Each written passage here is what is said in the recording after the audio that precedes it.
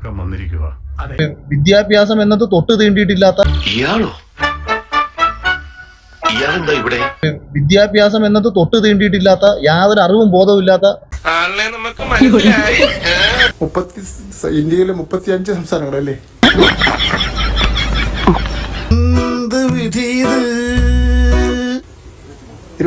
ഒരു ക്ലാസ്സിൽ 4 കൊല്ലത്തിൽ കൂടുതൽ പഠിക്കാൻ ഒക്കത്തില്ല നിർബന്ധം പിടിച്ചവന് ഞാൻ എന്തോ ഇവരൊക്കെ മാത്രം പറയുന്ന ഒരാൾ നമ്മുടെ വിദ്യാഭ്യാസ മന്ത്രി. കഴിഞ്ഞ വർഷം SLC പരീക്ഷയ്ക്ക് A+ കിട്ടിയത് 1,25,509 കുട്ടികൾക്കാണ്.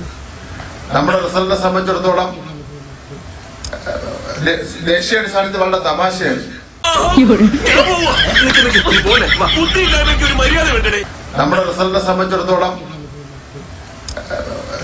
ദേശീയാടിസ്ഥാനത്തിൽ വളരെ തമാശയാണ്.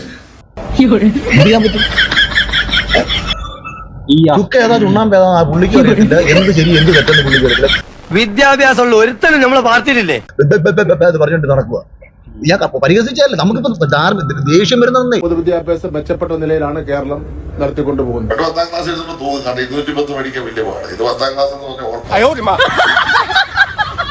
ഞാനൊരു ബെസ്റ്റ് ഉദാഹരണം പറയട്ടെ. നമ്മുടെ ഈ അടുത്തിടെ ഒരു വീഡിയോ പുറത്തു വന്നായിരുന്നു. ഒരു കുട്ടി അധ്യാപകനെ വെട്ടുവെന്നോ പൂളുവെന്നോ അതില്ലേ കണ്ടില്ലായിരുന്ന ആ വീഡിയോ പുറത്തു വന്നതിന് ശേഷം വിദ്യാഭ്യാസ മന്ത്രി എന്തോ പറഞ്ഞെന്നറിയാമോ?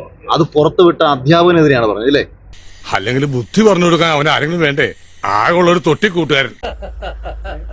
കുട്ടികളെ പഠിപ്പിച്ചു കൊടുക്കേണ്ടത് കുട്ടികളെ പഠിപ്പിച്ചു കൊടുക്കേണ്ടത് ഈ കാലഘട്ടത്തിൽ എങ്ങനെ ജീവിക്കണം, നിങ്ങൾ ഈ രാജ്യം ഇവിടെ നിന്ന് പുറത്തു അല്ലെങ്കിൽ ഒരാളോട് എങ്ങനെ നിങ്ങൾ പെരുമാറണം, ഇന്ന് നമ്മുടെ നാട്ടിൽ നടക്കുന്ന പ്രശ്നങ്ങൾ എന്തൊക്കെയാണ്? അക്കാഡമിക് കാര്യങ്ങളിലായിരുന്നാലും മത്സര പരീക്ഷകളിലായിരുന്നാലും ഈ 10ാം ക്ലാസ് ജയിച്ച് നല്ലൊരു ശതമാനത്തിൽ വായിക്കാൻ എഴുതാക്കി. ഒരുത്തന്നെ ഇടിച്ചിട്ട് എഴുതിക്കൊണ്ട് കോപ്പി അടിച്ചു കഴിഞ്ഞാൽ കോപ്പി അടിക്കുന്നതിന് ഡിവാർ ചെയ്യുമ്പോൾ കൊന്നാ കുഴപ്പമില്ലെന്ന്. ഇത് എന്ത് സിസ്റ്റമാണത് ഇത്?